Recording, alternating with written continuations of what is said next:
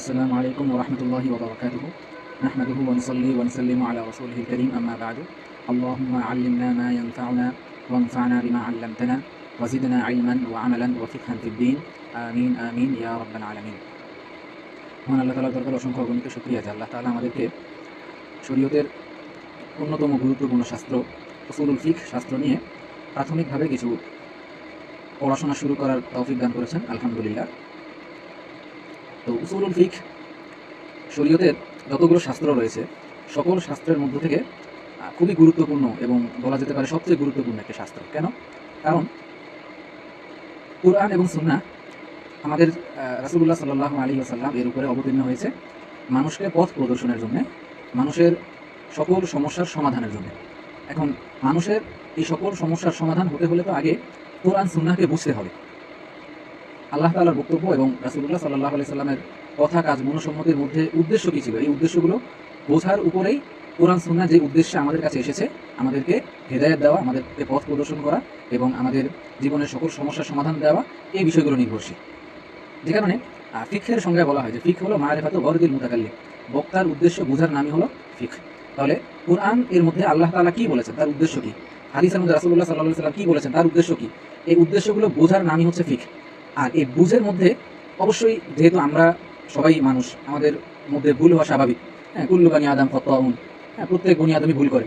তাহলে আমাদের এই বুঝের মধ্যে কোরআন সুন্নাহ থেকে আমরা যেই বুঝটা অর্জন করবো, যে ফাহামটা অর্জন করবো, তার ভিতরে ভুল থাকাটা স্বাভাবিক। এখন এই ভুল কোনটা আর সঠিক কোনটা, আর ঠিক ফাহাম কোনটা আর ভুল ফাহাম কোনটা, ঠিক বুঝ কোনটা ভুল বুঝ কোনটা, এই বিষয়টাকে পার্থক্য করার জন্য, এই বিষয়টা বোঝার জন্য অবশ্যই কিছু মূলনীতি প্রয়োজন। যেই মূলনীতিগুলোর আলোকে, যে মূলনীতিগুলোর মানদণ্ডে আমরা বুঝতে পারবো যে আমার এই বুঝটা ঠিক আছে, এই বুঝটা ভুল। তো এই যে কোরআন সুন্নাহ থেকে আমরা যেই বুঝগুলো অর্জন করব, কোরআন সুন্নাহ থেকে আমাদের যে ফাহামগুলোকে আমরা অর্জন করব, এই ফাহামগুলোকে যেই মানদণ্ডের আলোকে আমরা বিচার করব যে কোনটা ভুল কোনটা সঠিক, এই মানদণ্ডগুলো, এই মূলনীতিগুলো, এই নিয়মকানুনগুলোকেই সহজ ভাষায় বলা হয় উসুলুল ফিকহ, বুঝের মানদণ্ড, বুঝের মূলনীতি।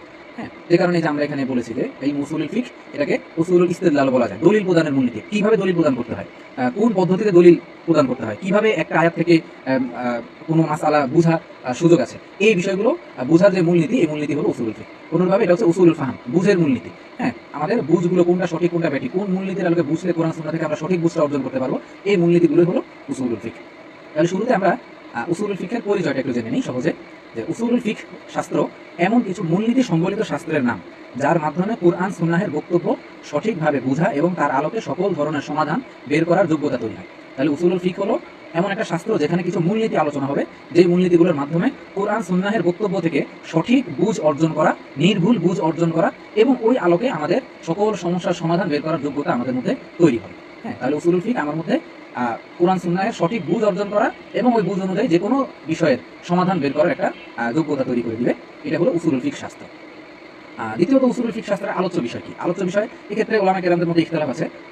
অনেকে, কেউ বলেছেন উসুলুল ফিকহের আলোচ্য বিষয় হচ্ছে শুধু দলিল, কেউ বলেছেন উসুলুল ফিকহের আলোচ্য বিষয় হচ্ছে শুধু হুকুম। হ্যাঁ, তবে গ্রহণযোগ্য মত হচ্ছে উসুলুল ফিকহের আলোচ্য বিষয় দুইটাই। সেখানে শরীয়তের দলিল নিয়েও আলোচনা হয় এবং শরীয়তের হুকুম নিয়েও আলোচনা হয়। হ্যাঁ, দলিল নিয়ে আলোচনা হয় এই দৃষ্টিকোণ থেকে যে এই দলিলের মাধ্যমে হুকুম সাব্যস্ত হবে, আর হুকুম নিয়ে আলোচনা করা হয় এই দৃষ্টিকোণ থেকে যে এই হুকুমগুলো দলিলের মাধ্যমে সাব্যস্ত হবে। হ্যাঁ, অর্থাৎ যে দলিল নিয়ে আলোচনা করা হয় মিন হাইসু ইন্নাহু মুসবিতুন লিল আহকাম, সে আহকামকে সাব্যস্তকারী, এই হিসেবে দলিল নিয়ে আলোচনা হয়।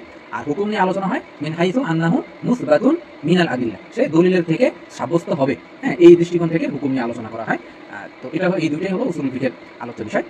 এরপরে যে উসুলুল ফিকহের প্রথম সংকলককে, প্রথমে উসুলুল ফিকহ শাস্ত্রকে কে সংকলন করেছেন, এক্ষেত্রে প্রসিদ্ধ মত হচ্ছে যে এই শাস্ত্রের প্রথম সংকলক হচ্ছেন ইমাম মুহাম্মদ ইবনে ইদ্রিস আশ-শাফিঈ রাহমাতুল্লাহি আলাইহি। তিনি তার আল গ্রন্থের ভূমিকায় একটি কিতাব রচনা করেছিলেন, সেটার নাম হলো আর রিসালা। হ্যাঁ, গ্রন্থ এর ভূমিকা হিসেবে, মুকাদ্দিমা হিসেবে তিনি আর রিসালাকে রচনা করেছেন। এই রিসালা কিতাবটার ভিতরেই তিনি উসুলুল ফিকহের বিভিন্ন মূলনীতিকে আলোচনা করেছেন। এই জন্য প্রসিদ্ধ মত অনুযায়ী বলা হয় যে এই শাস্ত্রের প্রথম সংকলক হলেন ইমাম শাফিঈ রাহমাতুল্লাহি আলাইহি। তবে অনেক মুহাক্কিক উলামায়ে কেরাম, ইমাম যায়েদ আল কাউসারি সহ অনেক মুহাক্কিক উলামায়ে কেরাম তারা বলেছেন যে এই উসুলুল ফিকহ শাস্ত্রের সর্বপ্রথম সংকলক হলেন ইমাম আযম আবু হানিফা রাহমাতুল্লাহি আলাইহি। তার লিখিত কিতাবটার নাম হচ্ছে কিতাবুর রায়। হ্যাঁ, এই রায় কিতাবটা তিনি রচনা করেছিলেন উসুলুল ফিকহ শাস্ত্র এর মূলনীতিগুলোকে আলোচনা করে।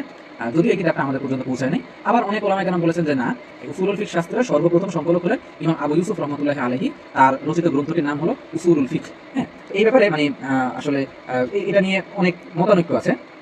এবং দেখা যায় যে শাফিঈ যারা তারা এই বিষয়টাতে অনেক নিজেদেরকে নিয়ে তারা অনেক গর্ববোধ করেন যে তাদের মাযহাবের ইমাম হচ্ছেন উসুলুল ফিকহ শাস্ত্রের প্রথম সংকলক। হ্যাঁ, তারপরে মানে সবাই নিজেদের মাযহাবের ইমামদেরকে নিয়ে এই ব্যাপারটাতে গর্ববোধ করেন এবং তারা এটাকে প্রকাশ করতে চান, যে কারণে এটা নিয়ে অনেক মতানৈক্য হয়। তো এই বিষয়টা খুবই যুক্তির আলোকে, হ্যাঁ, বিভিন্ন ইতিহাসের বক্তব্য তাহকিকের আলোকে আমরা জানতে চাইলে শায়েখ মুহিউদ্দিন মুহাম্মদ আওয়ামা উনার আল মাসাইলুল উসুলিয়া আল মুখতালাফু ফিহা বাইনাল আইম্মাতিল হানাফিয়াতি ওয়া শাফিঈয়া ফি বাবিস সুন্নাহ, এই নামে একটা গ্রন্থ আছে। এই গ্রন্থের প্রথম যে অধ্যায়, ওই অধ্যায়ের ভিতরেই হানাফি এবং শাফিঈদের উসুল লেখার, উসুল ফিকহের গ্রন্থ রচনার পদ্ধতি এগুলো নিয়ে আলোচনা করতে গিয়ে এখানে তিনি আলোচনা করেছেন। এবং তার আলোচনা থেকে যেটা আমাদের সামনে আসে সেটা হলো যে ইমাম শাফিঈ রাহমাতুল্লাহি আলাইহির পূর্বেও উসুলুল ফিকহের গ্রন্থ লিখিত হয়েছে, এবং সেক্ষেত্রে ইমাম আবু হানিফা রাহমাতুল্লাহি আলাইহির কিতাবুর রায় যদি সাবেত থাকে তাহলে এটা হতে পারে।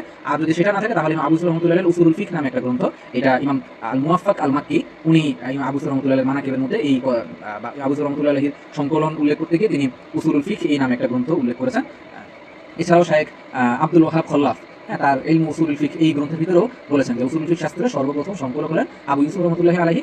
আর ইমাম শাফিঈ রাহমাতুল্লাহি আলাইহির যে বক্তব্যটা দেওয়া হয় এই ক্ষেত্রে তিনি ব্যাখ্যা করেছেন যে শাফিঈ রাহমাতুল্লাহি আলাইহি এই দিক থেকে প্রথম যে তার গ্রন্থটা আমাদের পর্যন্ত পৌঁছেছে, অর্থাৎ আমাদের কাছে উসুলুল ফিকহের যতগুলো গ্রন্থ আছে এর মধ্যে সবচেয়ে প্রথম একদম সবচেয়ে প্রাচীন গ্রন্থ হচ্ছে ইমাম শাফিঈ রাহমাতুল্লাহি আলাইহির রিসালা। এর আগের কোনো গ্রন্থ আমাদের কাছে নাই, তবে এর আগে আবু ইউসুফ রাহমাতুল্লাহি আলাইহি উসুলুল ফিকহ এর নামে একটা গ্রন্থ সংকলন করেছিলেন। এটা শায়েখ ডক্টর আব্দুল ওয়াহাব খল্লাফ তার ইলম উসুলুল ফিকহ এই গ্রন্থের ভূমিকার মধ্যে আলোচনা করেছেন।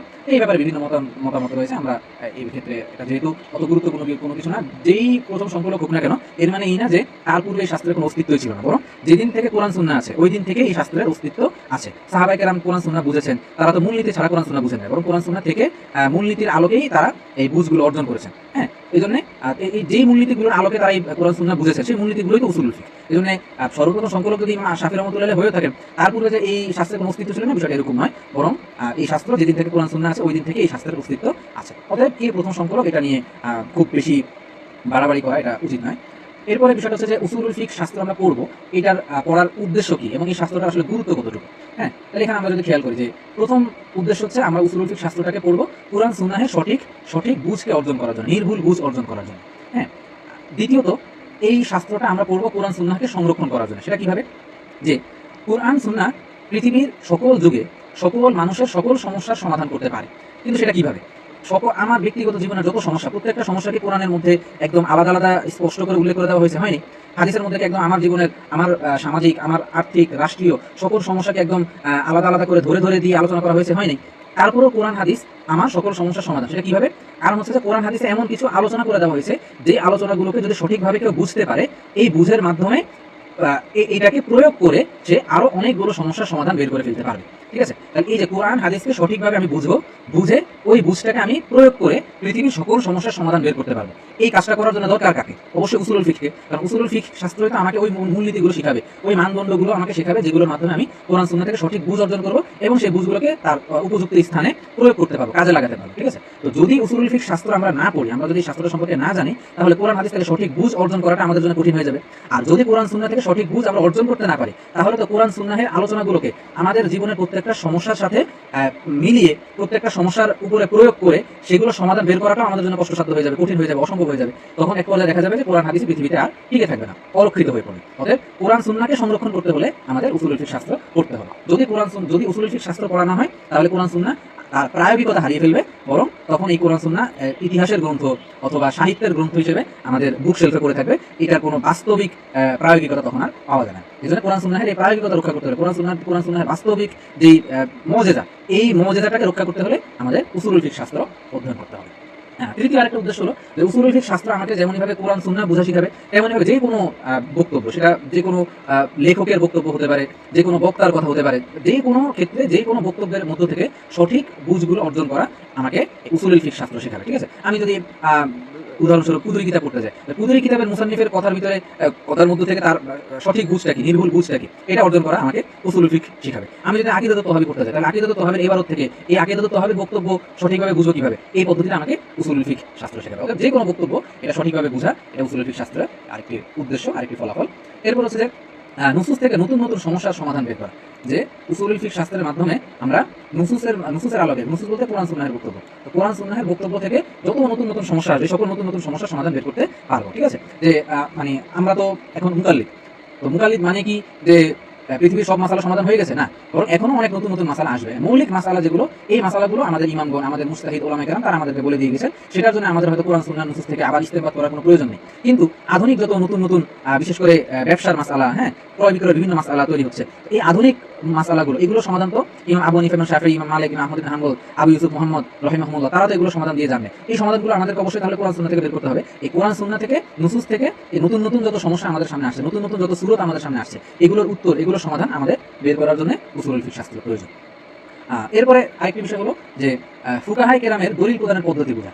যে আমরা যখন হেদায়া পড়ি বা অন্যান্য আরও কিতাবগুলো পড়ি, হ্যাঁ, শরুহ মানিল আসার পড়ি, যে কিতাবগুলোর ভিতরে মাসআলা আলোচনা করার সাথে সাথে সেই মাসআলার দলিল এবং দলিলের সাবেতের পদ্ধতি এগুলো আলোচনা করা হয়েছে। এই কিতাবগুলোর ভিতরে তখন দেখা যায় যে তারা এই মাসআলা দিচ্ছেন, মাসআলার সাথে সাথে আবার দলিল দিচ্ছেন। এই যে মুসান্নিফরা বা এই ফকিহরা তারা যে দলিলগুলো দিচ্ছেন, এই দলিলগুলো তারা কিভাবে দিচ্ছেন, এই দলিলগুলো কোন পদ্ধতিতে তারা দিচ্ছেন, হ্যাঁ, দলিলগুলোকে তারা আসলে সঠিকভাবে দিচ্ছেন নাকি এখানে কোনো ধরনের ত্রুটি রয়ে যাচ্ছে, এই টোটাল বিষয়টা বোঝার জন্য আমাদের উসুলুল ফিকহ শাস্ত্র প্রয়োজন। ঠিক আছে, অনুরূপভাবে আমরা যখন হিদায়া কিতাব পড়ি, তো দেখা যায় যে হিদায়া কিতাবের ভিতরে লেখক তিনি উসুলুল মানে মাসআলা আলোচনা করছেন, মাসআলার পরে আবার দলিল দিচ্ছেন, দলিল দেওয়ার পরে এই দলিলটা কিভাবে দলিল হলো এই পদ্ধতিটাও তিনি আলোচনা করে দিচ্ছেন। তার যে এখন তার আলোচনার যে তর্জটা, তার এই যে পদ্ধতি আলোচনা করার যে ধারাবাহিকতাটা, যে মানহাজটা, এটা বুঝতে হলে কিন্তু আমার উসুলুল ফিকহ লাগে। ঠিক আছে, এটা যদি আমি উসুলুল ফিকহ যদি না বুঝি, তাহলে কিভাবে হিদায়াতুল মুসান্নিফ তিনি এই আয়াত থেকে এই মাসালাটাকে সাবিত করলেন, এই হাদিস থেকে কিভাবে তিনি এই মাসালাটাকে সাবিত করলেন, এই বিষয়গুলো বোঝা আমার জন্য কঠিন হয়ে যাবে বা অসম্ভব হয়ে যাবে। তারপরে হচ্ছে যে সঠিক দলিল ও ভুল দলিলের মাঝে পার্থক্য করতে পারে।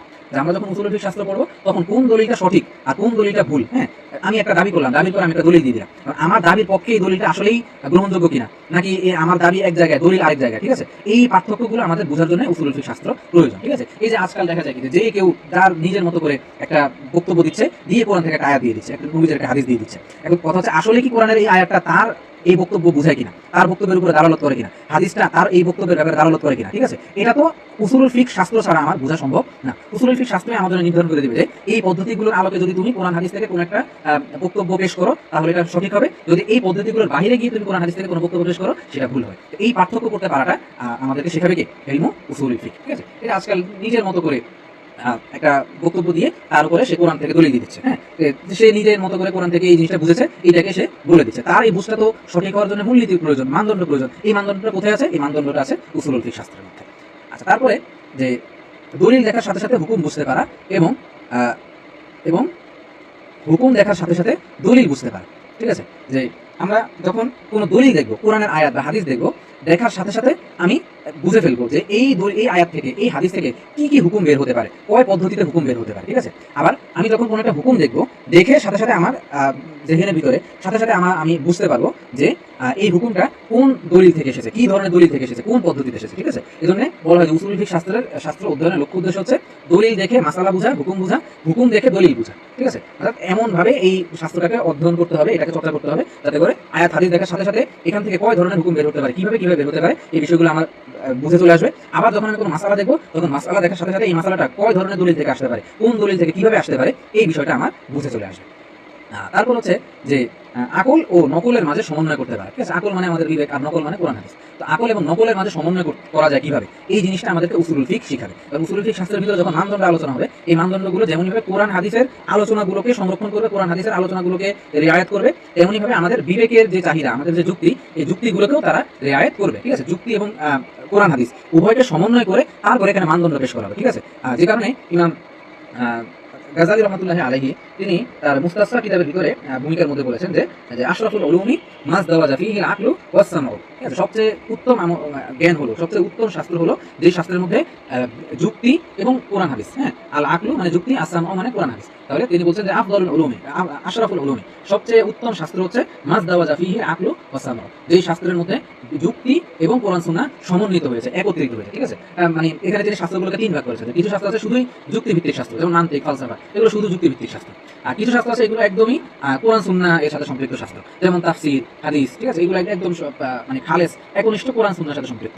আর অন্যদিকে কিছু শাস্ত্র আছে যে শাস্ত্রগুলো কোরআন সুন্নাহ এবং যুক্তি উভয়কে সমন্বয় করে। এই শাস্ত্রগুলো কি, সেটা হচ্ছে উসুলুল ফিকহ। ঠিক আছে, এই জন্য তিনি বলেছেন যে উসুলুল ফিকহ শাস্ত্রটা হচ্ছে সবচেয়ে সম্মানিত শাস্ত্র। কেন? কারণ এই শাস্ত্র আকল এবং নকলের মাঝে সমন্বয় করে। আচ্ছা, তো এই আলোচনা থেকে আমরা মোটামুটি উসুলুল ফিকহ শাস্ত্রের লক্ষ্য উদ্দেশ্য এবং গুরুত্ব এটা আমরা বুঝলাম। এরপরে যে উসুলুল ফিকহ শাস্ত্রের অধ্যায়, হ্যাঁ, এই শাস্ত্রের ভিতরে মোট কয়টা অধ্যায় নিয়ে আলোচনা হয়, ঠিক আছে। তো এখানে বলা হচ্ছে যে এই শাস্ত্রে মোট 4টি অধ্যায়ে আলোচনা করা হয়। এক নম্বর হলো আল আদিল্লাতুশ শারঈয়্যা, ঠিক আছে, যেহেতু এটা হচ্ছে উসুলুল ফিকহের একটা আলোচ্য বিষয়, অতএব আদিল্লাহ শারঈয়্যা নিয়ে আলোচনা করবে। এখানে আলোচনাটা দুই ভাগে হয়, ঠিক আছে। একটা হচ্ছে আল আদিল্লাতুল মুত্তাফাক আলাইহা, হ্যাঁ, এমন দলিল যেগুলোর ব্যাপারে কোনো মতানৈক্য নেই, সবাই একমত এই দলিলগুলোর ব্যাপারে, এরকম দলিল নিয়ে আলোচনা হয়।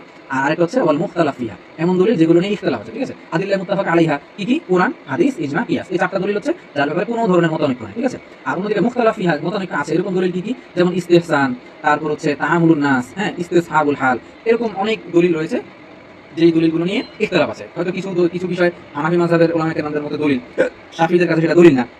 আবার কিছু বিষয় শাফিঈদের কাছে দলিল, হানাফিদের কাছে দলিল না, হ্যাঁ। যেমন তাআমুল আহলিল মদিনা, মদিনাবাসীদের কাজ, হ্যাঁ, মদিনাবাসীরা যেটা করে এই কাজটা ইমাম মালিক রাহমাতুল্লাহ আলাইহির কাছে দলিল, হ্যাঁ। কিন্তু বাকি 3 মাযহাবে এটা গ্রহণযোগ্য কোনো দলিল না, ঠিক আছে। তো এইভাবে করে এরকম বিভিন্ন দলিল রয়েছে যেগুলো নিয়ে ইখতিলাফ আছে। এই দুই ধরনের দলিল নিয়ে উসুল ফিকহ শাস্ত্রের মধ্যে আলোচনা হয়। এরপর হচ্ছে আল আহকামুশ শারঈয়্যা নিয়ে, যেহেতু এটা উসুল ফিকহের আলোচ্য বিষয়, জন্য শরীয়তের হুকুম নিয়ে আলোচনা করবে। এখানে আলোচনাটা দুই ভাগে, একটা হচ্ছে আল আহকামুত তাকলিফিয়্যা, ঠিক আছে। তাকলিফি আহকাম, তাকলিফি আহকাম বলতে বোঝায় যেমন এই যে ফরজ, ওয়াজিব, সুন্নাত, মুস্তাহাব, হারাম, মাকরুহ, মুবাহ, হ্যাঁ, এই হুকুমগুলোকে বলা হয় আহকামে তাকলিফিয়্যা, ঠিক আছে। আর আরেকটা হচ্ছে ওয়াল ওয়াদি'ইয়্যা, হ্যাঁ, আল আহকামুল ওয়াদি'ইয়্যা। আল আহকামুল ওয়াদি'ইয়্যা বলা হয় যে যেগুলো তারা নিজেরা কোনো হুকুম না, কিন্তু হুকুম তৈরি হওয়ার জন্য তারা মাধ্যম, ঠিক আছে। যেমন মনে করো যে মানে ফজরের নামাজ, ফরজ হওয়ার মাধ্যম কি? ফজরের ওয়াক্ত হওয়া, ঠিক আছে। তাহলে যে ফজরের ওয়াক্ত হওয়া, এটা হচ্ছে একটা মাধ্যম, যেই মাধ্যমের দ্বারা ফজরের নামাজটা ফরজ হয়েছে, ঠিক আছে। তাহলে এই যে মাধ্যম যেগুলো আছে এগুলোকে বলা হয় ওয়াদি'ইয়্যা, আহকামে ওয়াদি'ইয়্যা, ঠিক আছে। যেমন সবব, ইল্লাত, শর্ত, মানি', হ্যাঁ, এই বিষয়গুলোকে হচ্ছে আল আহকামু ওয়াদি'ইয়্যা। এই দুইটা আলোচনা আহকামে শারঈয়্যার অধীনে হয়, ঠিক আছে। এখানে হাকিম নিয়ে আলোচনা হয় যে হাকিম কে, এই জায়গায় এসে মুতাজিলাদের সাথে, আশারীদের সাথে, মাতুরিদীদের সাথে মানে তার ইখতিলাফগুলো আলোচনা করা হয় যে হাকিম কে, হাকিম কি শুধু আকল নাকি কোরআন সুন্নাহ, এখানে বিস্তারিত অনেক আলোচনা আছে। তো এরপর হচ্ছে যে মাহকুম আলাইহিকে, হ্যাঁ, মুকাল্লাফকে, কার উপরে আমরা যে আহকামে তাকলিফিয়াগুলো পড়লাম, ফরজ, ওয়াজিব, সুন্নাত, মুস্তাহাব, হারাম, মুবাহ, তো এই হুকুমগুলো কার উপরে প্রয়োগ হবে, এই হুকুমগুলোর উপযুক্ত কে, হ্যাঁ, এই জিনিস মুকাল্লাফকে নিয়ে আলোচনা করা হয়, ঠিক আছে। যে মুকাল্লাফ হচ্ছে কে?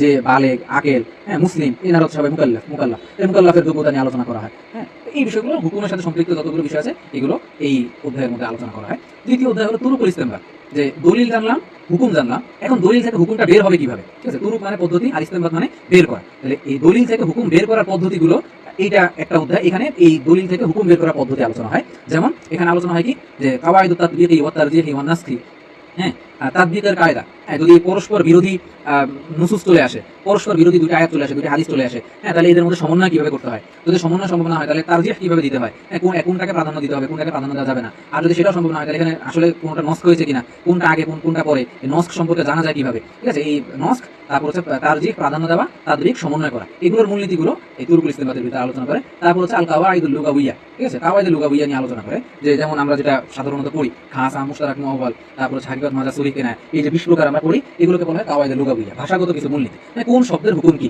শব্দটা খাস হলে তার হুকুম কি হবে, শব্দটা আম হলে তার হুকুম কি হবে, শব্দটা মুশতারাক হলে তার হুকুম কি হবে, মুআওয়াল হলে তার হুকুম কি হবে, মুফাসসাল হলে কি হুকুম হবে, ঠিক আছে। এই শব্দের হুকুম নিয়ে আলোচনা করা হয়। আর এরপরে আরেকটা আলোচনা করা, সেটা হচ্ছে আল মাকাসিদুশ শারঈয়্যা, ঠিক আছে, শরীয়তের মাকসাদ, শরীয়তের কি কি মাকসাদে শরীয়ত নাজিল হয়েছে, এই মাকসাদগুলো নিয়ে আলোচনা করা হয়। যেমন যে শরীয়তের একটা মাকসাদ হলো বান্দাদের উপরে কোনো কিছু কঠিন না করা, ঠিক আছে, বরং বান্দাদের জন্য সহজ করে দেওয়া। তাহলে এই যে মূলনীতিটা, এই শরীয়তের মাকসাদটা, বান্দাদের উপর কোনো কিছু কঠিন না হওয়া, হ্যাঁ, এই মাকসাদের আলোকে অনেক হুকুম কোরআনের হাদিসের আয়াত থেকে বের হয়, ঠিক আছে। এই মাকসাদের দলিল কি? লা ইউকাল্লিফুল্লাহু নাফসান ইল্লা উসআহা, হ্যাঁ। তাহলে এই যে আয়াত থেকে শরীয়তের একটা মাকসাদ বোঝা গেল যে আল্লাহ তাআলা মানুষের উপরে তার সাধ্যের চাইতে অতিরিক্ত কোনো কিছু চাপিয়ে দেন না। অতএব যখনই আমরা দেখি যে কারো উপর এমন কিছু চলে আসছে যেটার কারণে তার মানে এই বিষয়টা তার উপরে তার সাধ্যের বাইরে চলে যাচ্ছে, তখন আমরা এই ক্ষেত্রে এই আয়াতের আলোকে হুকুম পেশ করি, ঠিক আছে। তাহলে এই মাকাসাদের শারঈয়্যা, শরীয়তের এরকম অনেক মাকসাদ আছে, হ্যাঁ, যে বান্দাদের জন্য যেটা উপকারী, হ্যাঁ, ওই বিষয়ে বা বিষয় ব্যাপক উপকারিতা যেখানে, হ্যাঁ, ওই জিনিসটাকে সাব্যস্ত করা, এটা শরীয়তের একটা মাকসাদ। যে কারণে দেখা যাবে যে এই উমুমুল মানফাত, এই মাকসাদের উপর ভিত্তি করে অনেক হুকুম শরীয়তের বিভিন্ন মাসআলায় এসেছে, ঠিক আছে।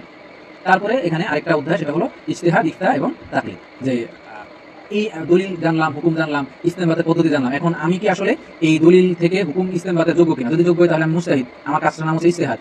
আর যদি আমি সেটা না হয় তবে আমি ওলামায়ে কেরামের বক্তব্য বা মুজতাহিদ ইমামগণের বক্তব্যকে সামনে রেখে সেটার আলোকে আমি সমাধান দিতে পারি, ঠিক আছে, তাদের মূলনীতিগুলোকে সামনে রেখে তার আলোকে আমি মাসালা বের করতে পারি, তখন আমার কাজটার নাম হচ্ছে ইফতা। হ্যাঁ, আর যদি কোনোটাই আমি না পারি তাহলে আমার কাজের নাম হচ্ছে তাকলিদ। তো এখানে ইজতিহাদের শর্ত কি, ইফতার শর্ত কি, তাকলিদের শর্ত কি, এই বিষয়গুলো সব এখানে আলোচনা হয়। তো এই মোট 4টা অধ্যায় উসুলুল ফিকহের কিতাবগুলোতে আলোচনা হয়। কম বেশি সব কিতাবের ভিতরে 4টা অধ্যায় থাকে, হয়তো এইভাবে শিরোনাম আকারে থাকে না, মানে বিচ্ছিন্ন আকারে। পূর্বের যে কিতাবগুলো এইগুলোর মধ্যেও এই আলোচনাগুলো থাকে, তবে সেটা বিচ্ছিন্ন আকারে, ঠিক আছে। আর আধুনিক কিতাবগুলোর ভিতরে শিরোনাম আকারে এই অধ্যায়গুলো আলোচনা করা হয়। যেমন আমরা উদাহরণস্বরূপ ওয়াজিজ, ওয়াহাব জুবাইলি অথবা আব্দুল করিম জাইদান, ওনাদের ওয়াজিজ ফি উসুলুল ফিকহ, এই কিতাবগুলো দেখতে পারি। এখানে একদম এভাবে শিরোনাম আকারেই এই অধ্যায়গুলো আলোচনা করা হয়েছে।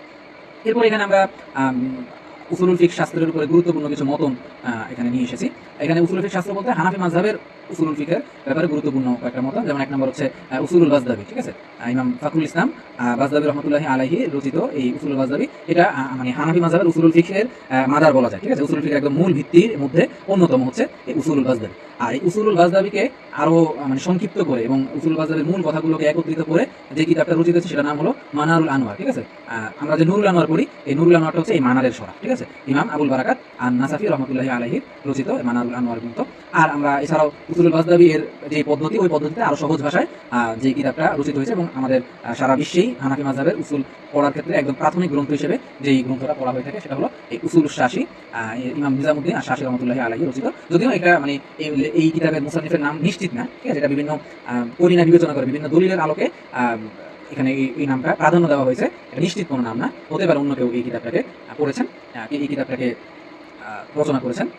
আচ্ছা, এরপরে হচ্ছে এই শাস্ত্রের অধ্যয়নের হুকুম কি, আমরা এই শাস্ত্রটাকে কেন অধ্যয়ন করি, তো বা এই শাস্ত্রটা অধ্যয়ন করার শরীয়তের হুকুমটা কি। তো এই শাস্ত্র অধ্যয়ন করার ক্ষেত্রে শরীয়তের হুকুম হচ্ছে যে ফরজে কিফায়া। ফরজে কিফায়া কিভাবে হলো, আমরা বলেছি যে এই শাস্ত্র অধ্যয়নের মাধ্যমে কোরআন হাদিসের প্রায়োগিকতাকে টিকিয়ে রাখতে হবে। এখন সবাই তো আর এই শাস্ত্র পড়তে পারবে না, সবার পক্ষে তো সম্ভব না। তার মানে বোঝা গেল যেটা সবার পক্ষে সম্ভব না সেটা তো সবার উপর চাপিয়ে দেওয়ার সুযোগ নেই। ওই যে আমরা মাকাসাদে শারিয়ার মধ্যে বলে এসেছি যে যেটা মানুষের সাধ্যের উপরে, সাধ্যের চেয়ে অতিরিক্ত আল্লাহ তাআলা মানুষের উপরে চাপিয়ে দেন না। তো সবার জন্য যেহেতু উসুলুল ফিকহ শাস্ত্র অধ্যয়ন করা সম্ভব না, কারণ সবার উপরে এটা ফরজে আইন হিসেবে চাপিয়ে দেওয়া সম্ভব না। অতএব এটা বলা হচ্ছে যেটা ফরজে কিফায়া, কোরআন হাদিসকে টিকিয়ে রাখতে হবে। অতএব প্রত্যেক যুগে উম্মতের মধ্যে থেকে একটি দল এই শাস্ত্র অধ্যয়নের সাথে থাকতে হবে। যদি কোনো যুগে পুরো উম্মত এই শাস্ত্র অধ্যয়ন ছেড়ে দেয় তাহলে সবাই একসাথে গুনাহগার হবে, যেহেতু সবাই এখানে কি ফরজ একটা আমলকে ছেড়ে দিয়েছে, ঠিক আছে। তবে যদি সকল মুসলমান এই শাস্ত্র অধ্যয়ন করতে চায়, এটা সবার জন্য অধ্যয়ন করাটা মুস্তাহাব, ঠিক আছে। সকল মুসলিমের জন্য এই শাস্ত্র অধ্যয়ন করা মুস্তাহাব। তাহলে আজকের এই আলোচনার মধ্যে আমরা উসুলুল ফিকহ শাস্ত্রের একটা প্রাথমিক পরিচিতি জেনেছি যে এই শাস্ত্রটা হলো কি আমাদের কোরআন সুন্নাহের সঠিক বুঝ অর্জনের জন্য মানদণ্ড। এই শাস্ত্রটাই আমাকে কোরআন হাদিস থেকে নির্ভুল বুঝ বের করার, নির্ভুলভাবে কোরআন হাদিস থেকে সকল সমস্যার সমাধান বের করার পদ্ধতি শিখিয়ে দিবে। তো আল্লাহ তাআলা আমাদেরকে এই শাস্ত্র ভালোভাবে অর্জন করার, এই শাস্ত্রের আলোচনাগুলো ভালোভাবে করার তৌফিক দান করুন। আমরা সামনে এই শাস্ত্রের উপরে একদম প্রাথমিক কিছু ধারণা অর্জনের জন্য একটি কিতাব পড়ব, সেটি হলো শায়েখ সাঈদ আহমদ আলমপুরি রহমতুল্লাহি আলাইহি, দেওবন্দের মুহাদ্দিস ছিলেন। তার লিখিত মাবাদিউল উসুল খুবই চমৎকার সংক্ষিপ্ত একটি গ্রন্থ। এই গ্রন্থটাকে আমরা আমাদের দর্শে নিয়ে আসার চেষ্টা করব এবং সংক্ষিপ্ত ব্যাখ্যা বিশ্লেষণের আলোকে আমরা উসুলুল ফিকহ শাস্ত্রের প্রাথমিক বুঝটা অর্জন করার চেষ্টা করব, যাতে করে এই শাস্ত্র সম্পর্কিত পরবর্তী কিতাবগুলো পড়া এবং সেই কিতাবগুলোর আলোচনা সমূহকে বোঝা, হৃদয়ঙ্গম করা আমাদের জন্য সহজ হয়। আল্লাহ তাআলা আমাদেরকে এই লক্ষ্যে শেষ পর্যন্ত যাওয়ার তৌফিক দান করুন। আমিন। ওয়া আখিরু দাওয়ানা আলহামদুলিল্লাহি রাব্বিল আলামিন। আসসালামু আলাইকুম ওয়া রাহমাতুল্লাহি ওয়া বারাকাতুহু।